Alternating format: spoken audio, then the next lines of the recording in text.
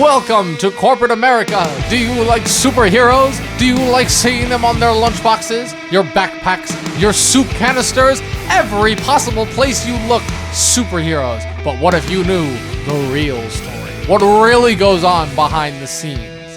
And that's what we're here to talk about with this episode of Talkin TV on The Boys. I am, once again, Dominic Rizzi, aka the Movie Nerd, here with my one and only and last co-host, Christian Evanko. Chris, how you doing? Good. How are you guys? I'm good. Well, you said guys. I don't know why I responded to that. That was really confusing. Yeah, I was sort of talking to the audience. Right. How are you? That was. I mean, I'm good. I'm good. You know, hanging in there. I'm a little tired, but I'm always here. Yeah, fair enough. I mean, we're both tired. Yeah. What time is it right now? Oh my God, are we actually like gonna look at our watches? It's a midnight podcast. Oh shit! Fuck yeah! Podcast after hours. The best kind of podcast there is. Now all we need is alcohol. This is a night of superheroes. We just spoke about the Joker. Yeah, we were ranting a little bit about the Joker. Now we're kind of shifting gears to Amazon's new series, The Boys. Amazon's phenomenal new series. Phenomenal, really, like exceptionally well done. Sorry if that's painting a picture too soon. I feel like that's kind of what we're supposed to do within the opening acts. But no, it's developed by Garth Ennis, who sorry. It is developed by Eric Kripke, based on the comic series by Garth Ennis, the popular comic series, The Boys. Taking place in an alternative world where superheroes are basically funded by corporate America and basically quite literally rule the world. You know, besides being the typical inspirational figures, they're objects of merchandise. They do deals with the government, you know, all sorts of things. And the whole basic idea is that it is supposed to take place in this fictionalized version of what if superheroes actually acted, you know, like piece of shit human beings in the real world, in terms of being corrupt, doing awful things and getting covered up for it, you know, basically acting like asshole celebrities, you know, that sort of thing. And I called this series The Watchmen of 2019, and I don't think that's an inaccurate comparison. Would you say so as well, Chris? I think there's more reasons to call it The Watchmen of 2019 than to not call it The Watchmen of 2019. And so the basic idea is it starts off with our protagonist, Hugh Campbell, portrayed by Dennis Quaid's son, Jack Quaid. And as he tragically has to see in the first episode his beloved girlfriend, Robin, you know, perfectly cute, normal, hipster-ish, you know, about early 2010s, I would say, esque couple. And he unfortunately has to watch his girlfriend brutally murdered in front of him as she is vaporized by the speedster of the top 7 superheroes in the world. There's a lot of superheroes in the world, but the top 7, the Justice League-eskers, if you will, are called the 7. And here, his girlfriend Robin is vaporized by the Flash, basically, of the 7, who goes in this universe by the name A-Train. Afterwards, as a result of being hushed by the powers that be that run the 7, he is then recruited by former rogue FBI agent Billy Butcher, portrayed in this series by the great nerd icon, Karl Urban himself, who has appeared in, I think it's up to like 6 different nerd properties now, like comic book based, like geek pop culture-esque properties. And really? Is he like actually known for being like a... Oh yeah, well known within the nerd community, because he's Judge Dredd, Éomer from Lord of the Rings, Spock in the Star Trek reboots. He was in Red, which is based off of a Marvel property. What else? Oh, and he's Scourge in Thor Ragnarok. That's 5 right there. You know more about this than I do. Is that considered like a character actor? Is that considered 100% character actor? Okay. No, okay. It's a character. No, you can never say he's typecast because he never plays the same type of character. I mean, he has his Karl Urban-esque mannerisms that have become more apparent. But I think, for lack of a better word, this is him on full Karl Urban mode, you know? So what happens next is Butcher recruits Campbell to join his, you know, little ragtag group that he kind of puts together throughout the series, as it is revealed that his group, the Boys, as he nicknames them, are out to kill all and expose the Supes as the real corruptors that they are. But like I said, they're up against the 7. And that includes, as you know, if we got a Flash in there, you know, we got to have a Batman in there. You know, there's 7 of them. We got to have a Batman in there. We got an Aquaman. We got a Wonder Woman. We got an Invisible Man. I'm assuming that one's supposed to be Martian Manhunter. You know, and if the newest edition, you know, the light-esque ones, that's supposed to be, you know, our Green Lantern-esque. Then, of course, we have our Superman character, who is, of course, the worst of them all. That'd be Homelander, which, Chris, if we could just take a small detour here. I don't know about you, but Homelander is my favorite character in this entire series. Why is that? Because he's the most interesting character.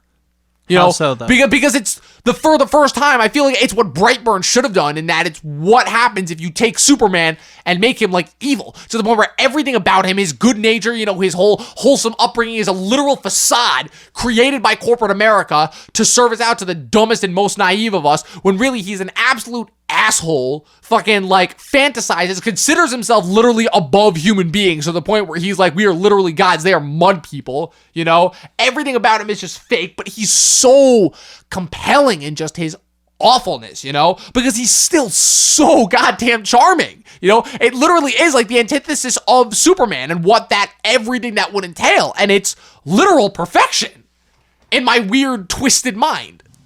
Yeah, he's boring to me. Oh, of course he is. I had a feeling you were going to say that. It's fine. We've seen it before. It's, cool. When have we seen this before? We've seen what he stands for before, right? When? Like, he's all about the blatant abuse of power, and that's like, we've seen that. I'm over that. Okay, I thought you were talking specific characterizations. I guess in that sense, I've told you this before, I don't mind. I'm a little bit of a sucker for recurring themes, but if they're presented to in a new and different way, you know? So you're right, in terms of that sense of corruption of power, he does have that, but I very much enjoyed how it was on display here. When you just have someone who is, you would so expect to be the total, like, definition and epitome of everything that's good about human beings, you know, and it's just so the opposite, you know, to the point where the face literally is the facade, you know, to the point where we always make fun of Superman, to the point of, all he has to do is put on a pair of glasses and nobody realizes him, because he may as well be the same idiot, you know, giddy, naive Boy Scout that he is as Clark Kent as he is as Superman, versus with this one, the Homelander is the facade, you know, to the point where the real Homelander is this absolute monster, but he's still the same Homelander, you know? So let me just say that when I say he's boring, I think that on camera, on screen Homelander is boring. I think that off camera Homelander is interesting. Okay. Depending on the scenario he's in. Right, but we see him more like off camera than on camera. We see his on-camera presence very little, and by the time we do see it again, we've become so familiarized with him as like the scumbag that we see through the facade, and we see how fake and phony it is. Yeah, and it's not that I don't agree with that, and I was compelled by that, but it's just that some scenarios are just like a bit too predictable. I think like they wanted to paint this sort of like Superman, gone wrong sort of character, and they did. Yeah. They did. It was. I think it was a great execution. I just think I was so into this show that just to have a small flaw is sad, because I hope that they can expand upon this in future seasons. And what do I mean by that? Well, what I'm trying to say about Homelander is that I think that, you know, to be a little more specific, right? So he was boring off camera when he was like being like this, like, I don't want to save them, they're gonna die anyways, this footage of me not saving them on the plane won't hit online, let's go and just collect our paycheck and go somewhere else, you know? Yeah. That was pretty boring. It's like, okay, cool, bad guy making a bad decision. Okay. What I thought was cool about him off screen was how he's like sort of crippled by the head of his company, and like he loves her but he can't have her. Yeah. That's what cool. I want to see and more. her reaction, and what's her name? Stillwell, I think is her name. Madeline Stillwell, I believe. Her reaction to him, and where you find out that her acts, which you can kind of guess early on, and I think they actually build up to it in a really cool, really subtle way. How you could tell that she's just fucking terrified of him, and she's just doing whatever she can to please him, because this is literally somebody who could vaporize her just by staring at her. You know? Right. So here's the thing. I think that the Marvel age almost made it impossible for this show to exist. I think had we gone... I could not disagree more. I think the Marvel age is given the perfect outfit and place for where this type of a show could exist, and I think that's why the show is so poignant and so relevant. Here's why I say this, right? I think had we gone 4 or 5 more years of Disney brainwashing Marvel, this show would have had its season, and I don't think it would have gotten renewed. I think this show came around just at the tail end of us being okay with getting something original from superheroes, so it upset me, because there is so much originality in this series, it upset me to get the generic decisions made by Homelander that were like, oh, cool, a typical bad guy would do this. Like, isn't the whole point of The Boys to challenge the landscape of the superhero field right now? To sort of take what we've been so accustomed to seeing, the formulaic Marvel and DC nonsense that we keep getting over and over again, and sort of spin it on its head sideways? So why are so many big decisions made by one of the main characters sort of generic? You know, that's my only gripe with Homelander. I think I get the sense of where you're coming from, because that's kind of a similar one of the few problems that I have, because as much as I did enjoy the show, and I enjoyed the show a lot, I still had a few problems with it. And I thought a lot of that came down to the dialogue and how they were personified. I felt like it was a lot of like typical generic TV dialogue, like similar dialogue that I heard in like episodes of the Marvel Netflix shows that I didn't like at all, that I was like, oh my God, get to the point, stop telling us everything. And I get it, part of it's a TV show. But everything that this show did with its characters and the journeys that it sent them on respectively and the things that they ended up doing, I found very, very interesting. Even though I found some of the characters problematic, I would say that none of them were boring. Every single one of these main characters that are credited in the main cast brought something to the table. I even think it was interesting what they did with the other members of the Seven besides Homelander, and how they were kind of able to develop each one of them in their own specific way, with the exception of two, with the exception of Black Noir and Translucent. That's it, Translucent. But yeah, what they did with the Deep, what they did with A-Train, what they did with Queen Maeve, and obviously Starlight, her being our other focus character, kind of showing, the opposite perspective of Huey, where Huey is an outsider looking in, seeing, the true damage that these supers can do, while she is kind of like the young idealist trying to make her way through a corrupt organization. I like those two different perspectives, kind of the young seeing in, the young, bright idealist getting destroyed by the realities of the world. I really like that theme, and I enjoy that that's a theme that they go for with those two main characters, because I think it helps both this world, the story, and the characters all feel so much more relatable too. Okay, so I agree with pretty much everything you just said aside from one thing, and I think that Translucent wasn't meant to be embellished upon. Right, and that's what I was going to get to. You took the words right out of my mouth. That Translucent is supposed to be the one-off character where he's kind of supposed to be. He's the Archduke Franz Ferdinand. Yeah, he needs to die for World War II to start. I mean, that's a terrible example because no one wants World War I. Yeah, no one wants World War I to start. World War II was going to happen regardless, but yeah. Yeah. But no one wants a World War to start, but there has to be the one peg that the domino that knocks all the others and I didn't like his portrayal. I thought his dialogue was the most on the nose in the terms of, yes, I am an asshole and everything that comes out of my mouth. And it was like really bad too, where he's like trying so hard to do an American accent and it just so sounded off. Like there's something off about the way this sounds. And like, to the point where like when Huey did blow it, when he did die, I thought it was like and it was meant to be. This was supposed to be the funniest, most gross out gag part, and it worked. But yeah, back to the Seven. I think that what they did with each of those characters was all very interesting. And these are all, and keep in mind, these are all with maybe the exception of Queen Maeve, because she's probably still like the one of the Seven that's like managed to retain at least a little bit of her humanity. They're all such unlikable people. Like, forget the superpowers and forget the fact that they're using their powers for the wrong things. They are such unlikable people, A-Train is a cocky asshole. The Deep is a cocky asshole who's got a major insecurity complex. It's crazy to me how, they're fascinating to even manage to make their unlikable characters. But, out of all the battles these characters fought, I think the biggest battle they fought was the production value of the show. Yeah, and they nailed it. To me, I thought the production value in this was better than any of the Marvel shows on Netflix, with the exception of Daredevil. I think the production value, because think about it, they managed to make typically what you would think of theatrical, gigantic budget CG effects look decent on the small screen. Now, this was not a situation like Jessica Jones or Luke Cage, where they're just lifting up a few people and throwing them across the room, and it looks so damn realistic. This is a situation of where you literally have a Superman flying around, lifting up airplanes, people running at super speeds, shooting energy bolts, and obviously you're not going to have an Avengers level, like gigantic, hero on villain army thing. That's never going to happen for obvious reasons, but also because that's not the type of show that this is. But I thought that they did excellent with both their production design and their, the use of their powers, even with I guess this was maybe a step above the Flash's budget. Pretty sure it was shot in around the same place in Toronto, because you can always tell, because all those shows that are shot in Toronto all have the same aesthetic to them. Right, and so that's what I meant, right? Like when they had to fight, the production value was they had to step it up because this wasn't your typical low budget superhero television show.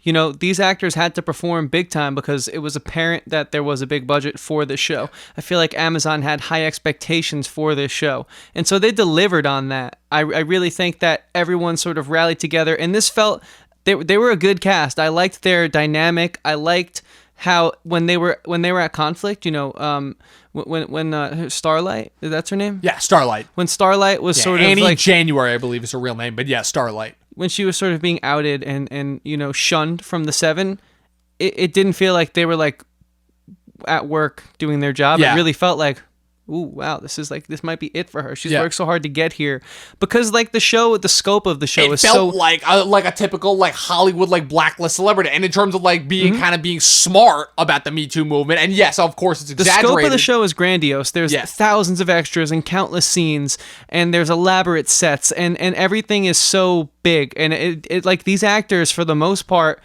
aren't like your A-listers, you know. So I feel like they had big shoes to fill, and I think everyone stepped up. And I think that's one of the things that makes the show so special. I know we don't normally talk about it because we don't normally do shows this small budget that sort of like imposter affect you that they're more than they are. But you know what I'm trying to say? Yeah. Like, no, I get what I you're feel like trying you to have say. to talk about this when you talk about this show. Absolutely, 100%, because it goes into a lot of it, where a lot of things, again, we based a lot of things on look, and where, especially when we talk about TV, is obviously TV, especially things that tried to go a little bit above the usual sitcom level, you know, like with, you know, the superheroes and the sci-fi and the fantasy and all the different shows we've had of how, you know, TV operates, and maybe on the quarter of a budget of you know, superheroes, which is why when we talk about something like Game of Thrones, which has gotten to the point where it can churn out the equivalent of, say, like a 90s fantasy movie on a television budget, is insane. And now that's translated to even smaller level shows where obviously something like The Boys does not have the budget that Game of Thrones last season did, but it can still pull off pretty convincing and effective superhero effects, but obviously not to the level of where they can solely rely on the spectacle, and they make up for that with good writing and good, interesting characters. Yeah, so let's like dive in now and sort of unpack what we're like sort of like flirting around, right? You obviously like the show. I very much like the show, yeah. A lot? Few problems, problematic at points, but yes, I did like it. Okay, so since we liked it a lot, I feel like there might not be that many problematic points. So let's dive into that. Like, what about it could have been better? Because I think like we're both pretty on board with this show. As much as I liked the cast, and I liked a lot of the cast, especially like I said, specifically Anthony Starr's performance as Homelander, I think is Emmy worthy. I really do think so. Interesting. I feel like Huey deserves it more. A few casting choices that I was not a fan of, namely I liked Huey in the beginning, but after a while there was something that felt off. I'm like, a few of these character decisions, you know, like, and maybe again it's just because I'm picturing just like a character like him in just a totally different atmosphere, and like there are a few points where I feel like, okay, he's taking this a little bit too casually, and I don't necessarily know if that's the casting or the writing, where again he's just chilling with Starlight, but he's having these hallucinations. Again, I hate it when this happens because it's such an easy cliche and trope where he's seeing the flashbacks of his dead girlfriend, and I'm like, why do we need this? You know, just make him like, I feel like it'd be way more realistic if he was actually suffering from PTSD. It's typical heartstring pandering. It's very typical heartstring. It doesn't feel very realistic. And Butcher, there's a few points to me where, again, it doesn't feel like his performance, it's a good performance, but I don't feel like his performance is really selling what it is that his character is going through. And he's very charming, and he's got a lot of good one-liners. But again, it's like, this is a guy who literally wants to murder superheroes because of what happened to him personally. And why do I feel like this response is not as genuine as it should be, you know? And like some of the supporting characters too, like I feel like Frenchie, very easy supporting character where it's like, oh, here's this insane crazy guy who's got the heart of gold, you know? And it's with the silent killer badass, and Laz Alonso is Mother's Milk, which no explanation for that goddamn name. Like, none at all. I'm still very confused. Read the comic. It's in there. Oh. But well, so speaking of the comic, I think, like, they deviated a lot from Huey, whereas they really didn't. Yes, they did. They certainly toned down Butcher, but it's still Butcher. Yeah. It's still Butcher. Oh, Huey, did you read the comic? I'm about halfway through, yeah. Okay. So I'm enough halfway through where I feel confident in saying what I'm about to say, which is, in the comic, Huey quite quickly embraces the badass culture he quickly becomes, the badass team he quickly becomes a part of. Whereas like in the TV show, they made him a little more hesitant and a little more of like a nicer guy. Like Huey's not that nice of a guy in the They're comic. making him the humanistic figure instead of just diving back straight to our into the conversation path of to why darkness. do we have to humanize everything, huh? Right. But I don't think it's as bad as it was in Joker. Oh, no, not at all. And like, that's fine if it's a different take, especially It's because... really not that bad And at also all. because, keep in mind, this is also only 8 episodes, too. And so, I think that assuming that the show goes on for as long as it does, and hopefully it does, because it just got renewed right? They just got renewed for a second season. If they could go down that road in terms of, like, really diving Huey into the darkness, you know? Because the good guys, like I said, it's so hard to say the heroes, because they're not the heroes in this, but the boys, at the end of this, do not end up in the best of places, you know? They're all on the run. They're all fugitives now because of their actions, and especially with Butcher's personal revelation and what Homelander reveals to him at the end of that season. Because Huey's getting very close to the darkness where I am in the comic. Okay. So I hope he gets there, and I want to just reference that. Like I don't think I think this isn't a problem, what we're saying about Huey and the rest of the cast. I think that with the show this good, you need to analyze it this far under a microscope, but by no means do what I'm saying about Huey and his arc on this first season. It's incredible. Like, this whole show is pretty incredible, but I think we have to, if we're doing our jobs right, sort of talk about like what is missing and what we expect going forward, right? If we're analyzing like a series as opposed to like a movie, a standalone title. And obviously, like I said, with the changes in TV and how TV each season has to feel like, you know, for lack of an extended movie more so than a typical season of television, you know? 100%. Yeah. Where each episode feels like a part of the whole rather than feeling like something individualized, you know, because you are, for the most part, just watching it all in one batch. You know, a lot of these, you know, these episodes are dropped kind of, I don't remember. I think Amazon just drops their episodes all in batches so you can binge like it all, you know. It's like a Netflix style approach. Yeah. Now, one thing I do think, if we're sort of still talking about like the scope and the overall vibe of the show, I think that what worked for the show was like time management. And what I mean by that is, I feel like there's not many characters in the core, outside of the supporting cast, like the main characters that I feel like I know everyone. I got to know everyone, you know? Yes, so when something and that's dramatic, one thing that the show did very well. So when something dramatic happened to them, it wasn't like, who was that guy again? Or maybe I care about that. I cared about it. I really did. Yeah. So what are your thoughts on that? Being someone who's like way more versed in this than me and has seen so many more ensemble casts, like, do you feel the same way? I think this is one of the more interesting ensemble casts in that it has you focus on, like, it tells you who your major key players are, but it changes it up just enough to the point where it's not a situation where you can tell that these guys are being saved for later, and these kind of, you know, fun and interesting side characters will develop as time goes on, you know, where... You know, when, like, taking The Sopranos, for example, that first season is all about Tony, you know, and like, kind of how everyone ties back to him.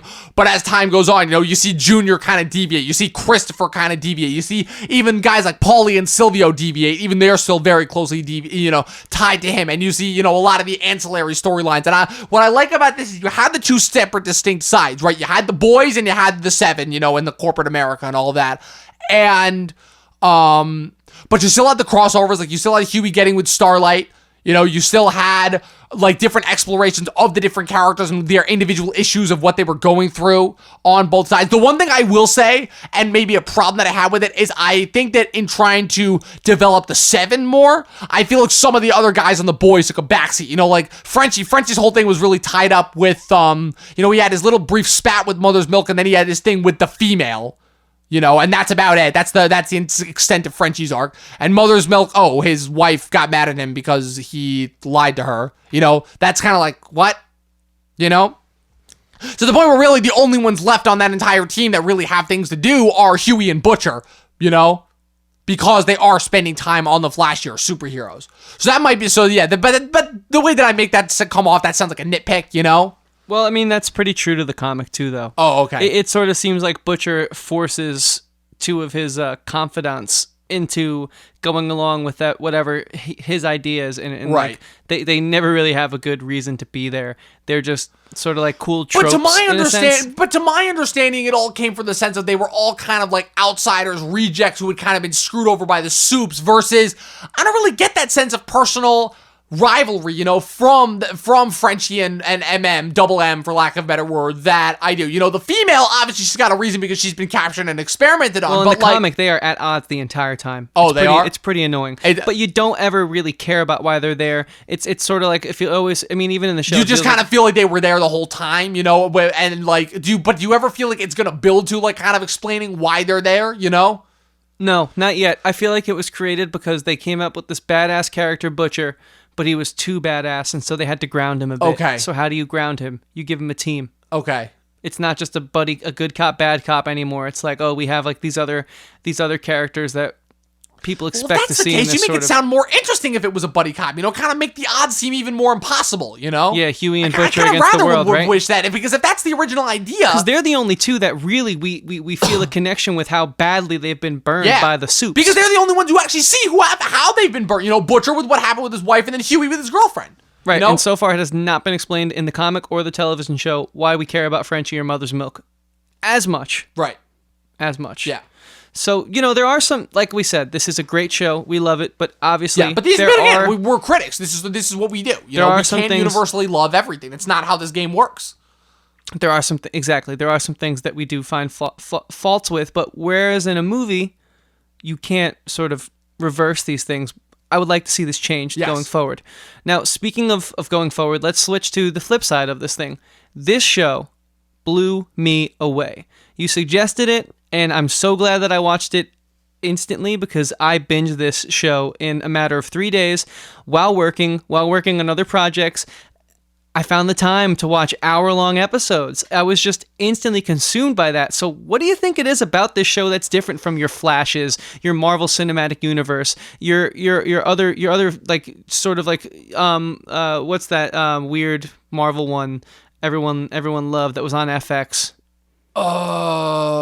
Legion? Yeah, like what is it about this one that sort of, because I've only heard good things about it. Well, number one, the counter-programming, it's got the kind of rebellious urge in the sense of, oh, this is something that's actually different. You've seen shows that are pitched as being different before, and now get ready to watch something that's actually different, Plus to the fact that there's something inherently interesting about seeing just something completely different and more humanizing and more degrading about, these perceived idols. We kind of always, one of the more interesting things, and one of the things that I enjoy about the Percy Jackson series is that what it does to the Greek gods, kind of these beings that were worshipped over time, is it really humanizes them and shows in a very funny, comedic way how, like, kind of awful they are as human beings, where they kind of literally treat mortals like there's, like, where they only go down to fuck around and, like, make babies, That's kind of their only purpose. And so there's something inherently interesting about that, because the Justice League are based on, the Greek gods, like the Council of Seven, it's shortened from 12, but yeah,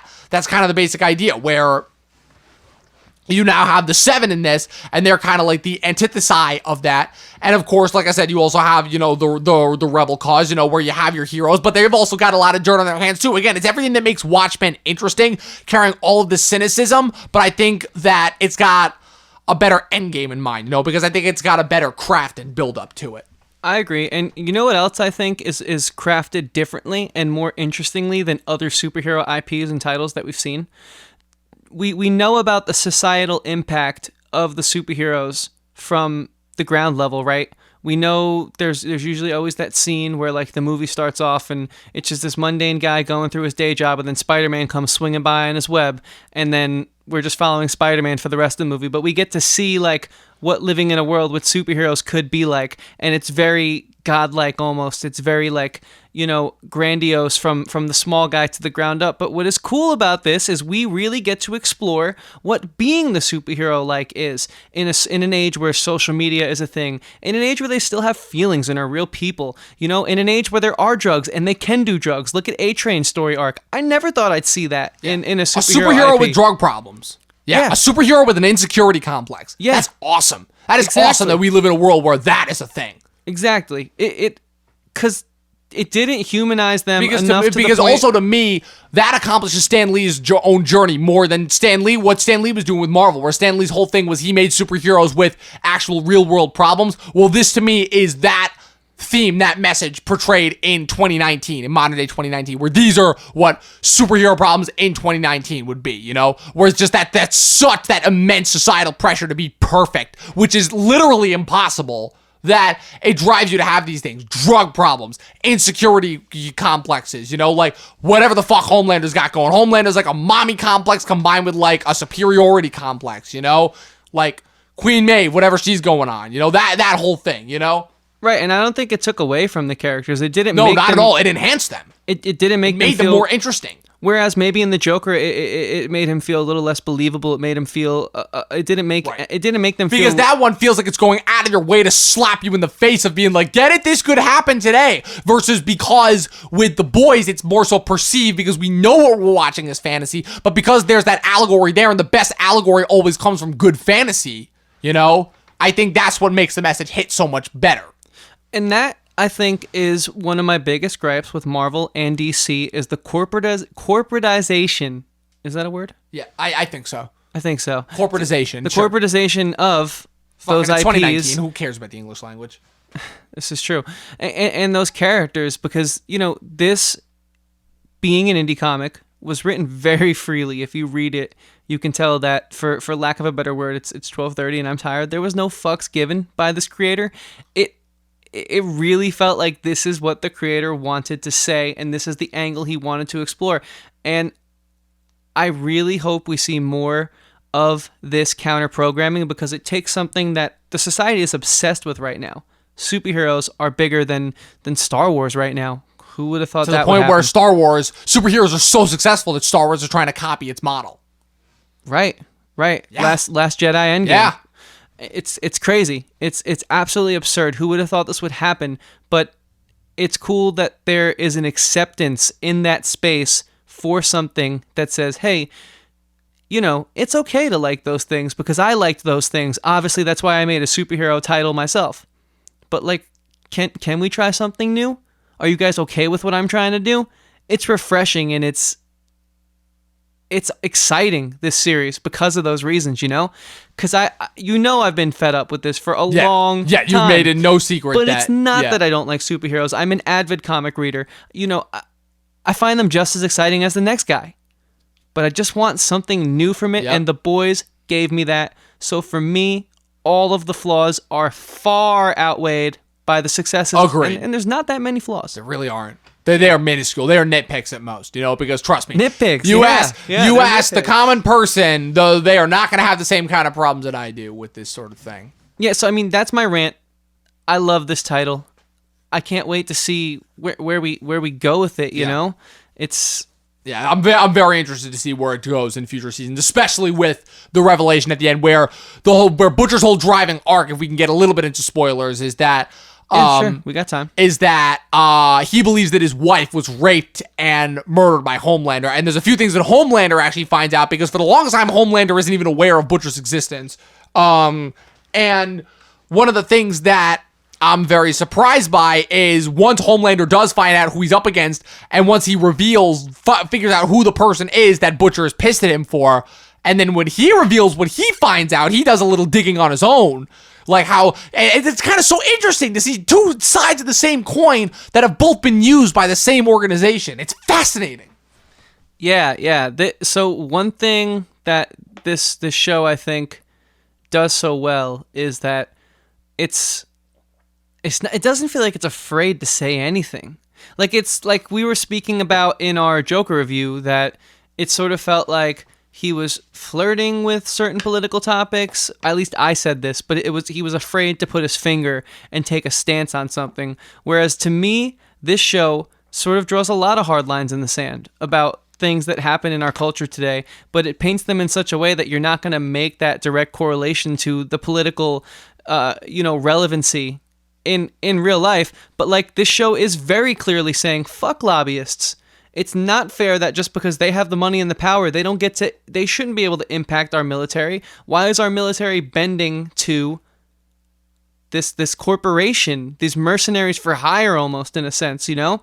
And that is a pretty bold stance if you think about it. That is a very polarizing stance that will divide you down the line. But this show nuances it in such a way that you don't even realize it's happening until you sit on a podcast and really have to analyze it for an hour. You know what I'm saying, though? Yeah, I get it. Because I got you. You don't think about that until you really have to think about it. But it's there the entire time.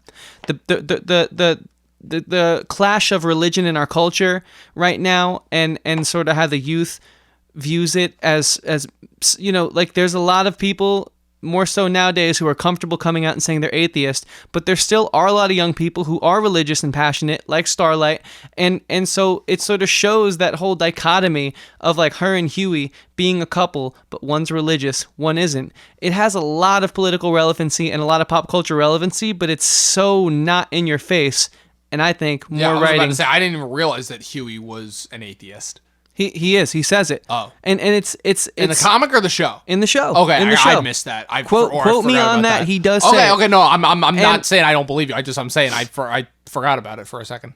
But why do you forget about it? Because it's so polished that it's not like your typical you know, we got to make a movie about the environment and have DiCaprio give a speech at the Oscars and force that down your throat. Yep. Whether or not you believe about that, that's a completely different story. I'm just talking about like the message behind it. Like it's not deliberately political for the sake of like forcing something upon you. It feels very honest and polished in that sense that you don't even realize it's happening. You know?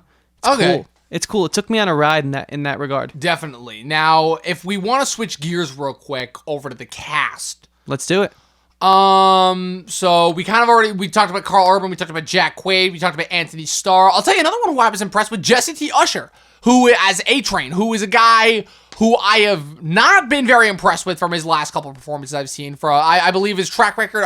It's funny. The first time I remember seeing him, it was a Nickelodeon, one of those live-action Nickelodeon or Cartoon Network movies about these, three kids from three different cliques in high school, kind of having to team up when this role-playing video game that they're in, kind of akin to something like Warcraft, online. They had to all gather together in the real world as like the regular kid, the jock, and the weirdo all get together in order to fight the evil demons that come from their video game. And I remember seeing him in that because he's the jock character in that. And then I remember seeing him in some really bad movies, including When the Game Stands Tall and Independence Day Resurgence, as I call it. And then he appeared earlier this year in the Shaft sequel as the son of Shaft, and the son of Samuel L. Jackson and the grandson of Richard Roundtree. And to see him finally actually well utilized in a part that plays to his strength and also just allows him to flex his acting chops in an interesting character role, that's awesome. Chase Crawford proves that he is just not another pretty face as the Deep. Some really interesting character flaws and insecurity flaws there. Dominique McGilligot, great seeing her in something that actually gives her something to do, as opposed to just being relegated to poor wife status in House of Cards. Fun fact, she's British, by the way. Much better, more convincing accent than the guy who plays Translucent. And I'll tell you the one person who I was not impressed by, and that's Erin Moriarty from Jessica Jones as Starlight. Why is that? Because I found her to be very flat. Felt like, again, talking about, especially from the younger actors, not quite the reactions that you would expect from them given the circumstances. Very flat, very boring. I felt like a lot of her moments, I don't know, they didn't feel quite as natural. And that might just be because of her as a performer. She's kind of like, I don't want to say basic white girl range, but I felt like there was that character called for a lot more interesting and dynamic moments. And I felt like she was kind of very one note throughout. Super one note. I honestly, that's all I've ever seen her in. And right now I think she's a bad actor. So I will say that she was good in Jessica Jones the first season for what she did, but I also am realizing that probably because of her limited amount of screen time and because I remember her line delivery and when she had to give her monologues was being not that strong. Well, there's such different characters. Yeah. So she was sort of performing within the show. She was like a performer. She was like the De Niro character of the Jessica Jones show, like an on-air personality. It just she was like a show within a show in a sense. So this was her actually embodying a character who had like more feelings than life written for her than the Jessica Jones character. And so, it fell short for me. But I think that thank God Huey was in most of the scenes with her. Yeah, good point. Which Jack Quaid, like, he's still, like, he's just so personable enough. He's so likable, he's so nice. He's just so nice that it's like, man. But he's not nice. It's gonna be like it's gonna be weird when he like goes evil. You know what it feels like? He likes the rebelling. He's already starting to like it. It feels like the equivalent of Brandon Routh, from Legends of Tomorrow. Ray the Atom in Legends of Tomorrow. It feels like that. It's like, how would that character ever go evil? He's got such that Boy Scout demeanor about him. You just can't see it. Well, if you want that answered, season 2 is coming. Oh, I can't wait. Bring it, baby. Bring it. Me too. I don't, unless you have anything else you really want to. I really don't. I feel like I've pretty much covered everything I want to. Let's not. Like I said, this isn't the type of show where we go into plot details and theatrics. No, let's not ruin this. I think this was a great review. I think what I got from both of us is nothing's perfect, but this comes pretty close. Yeah. In summary, it's the Watchmen of 2019 because it shows what superheroes would actually do if they existed in 2019, and it's pretty fucking accurate, especially with its commentary on how the corporation utilizes superheroes to control the hearts and minds of the populace. Very, very similar to what Disney is doing today. Yeah, exactly. Yeah. It's fun. It's thought-provoking. See it. Watch it. Mm-hmm. And this is the one time where I say, watch it on Amazon, folks, because that's the only place where you can get it. Support it. It's good art. Yeah. You know what else you should support? 4.5 out of 5 stars. You give it a 4.5 out of 5 stars? 4.5 out of 5 stars. Okay. Easily. I'm going to give it the same review. I'm very excited for season 2. Now, Dom, you know what else I'm excited for? What else are you excited for? More episodes of our show. Yeah. And I want people to be excited for more episodes of our show. Dude. We got some interesting things cooking, It helps. Yeah, I will say we definitely need you people to listen in order for this thing to keep going, the way it is. Thank you for listening so far. But for while we're doing it, we got some interesting things. We got some interesting content. We only got about 3 months left of 2019, but we still got some interesting content to get through. We got plans. Yeah, we got plans. Where can they keep up to date? We complain about Disney all we want, but you and I are still gonna watch The Mandalorian when it comes out, and we're gonna do an episode on that. Yeah, for sure. We're gonna do that. For sure we are. We may even have to fucking do episode by episode of that. Yeah. Even if they're smaller podcasts. Especially because I'm pretty sure the Disney Plus, they're dropping their episodes one a week. They're not doing they are. They are. I know that for a fact. It's confirmed because they want you to spend money. They want to get there. That's pretty cool. That's smart. That's pretty cool. But hey, it's not that costly of a subscription. It's only like $7.99 or something. I read. For now. Yeah, for now. But Netflix is up to like $14.99 now, I think, or something like that. We got plans and we got knowledge. Where can they keep up with our plans and knowledge, Dom? On Instagram and Facebook, Talkin TV Podcast. Remember, there's no G in Talkin. It's just Talkin, Talkin, Podcast, TV, Podcast, TV, Podcast. Learn how to spell podcast.